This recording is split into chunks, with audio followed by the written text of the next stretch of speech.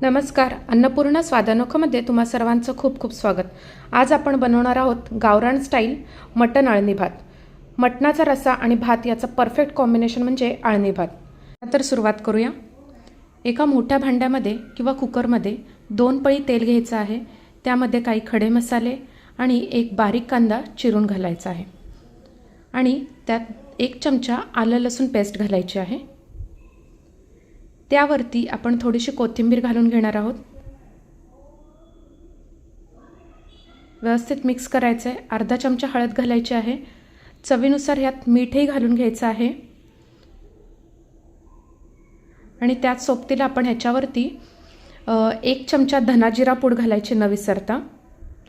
व्यवस्थित मिक्स झाल्यानंतर आपण ह्यामध्ये अर्धा किलो मटण स्वच्छ धुवून घालायचं आहे. छान आपल्याला याला 2 ते 3 मिनिटं फ्राय करून घ्यायचं आहे तेलामध्ये.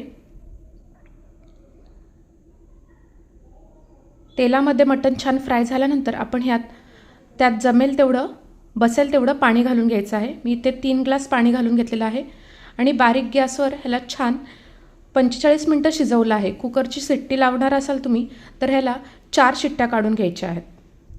आपला अळणी रस्सा तयार आहे. आता आपण एका दुसऱ्या पॅनमध्ये 1 चमचा तूप घातलेला आहे. त्यात थोडंसं जिरं घातलेलं आहे आणि ह्यात 2 वाटी मी मस्त इंद्रायणी तांदूळ शिजवलेला घातलेला आहे आणि ह्यात 2 मोठे पळी मी अळणी रस्सा मटणाचा जो अळणी रस्सा होता तो घातलेला आहे आणि 2 ते 3 बारीक बारीक पीस करून यात कलेजीचे तुकडे घातलेले आहेत. त्यावरती अर्धा चमचा धनेजिरे पूड घालायची आहे आणि झाकण लावून छान ह्याला 7 ते 8 मिनिटं मंद गॅसवर शिजवायचं आहे. ही रेसिपी खूप सोपी आहे. अगदी कमी वेळात तयार होते. नक्की ट्राय करा. तुमचा अनुभव कमेंटमध्ये सांगायला विसरू नका. अशा प्रकारे आपल्या सर्व केल्यानंतर त्यावर अगदी अर्धा चमचा तूप घालून घ्या आणि थोडीशी कोथिंबीर घालून घ्या. गरमागरम मटण अळणी भात तयार आहे. रेसिपी आवडली असेल तर प्लीज लाईक, शेअर, सबस्क्राईब.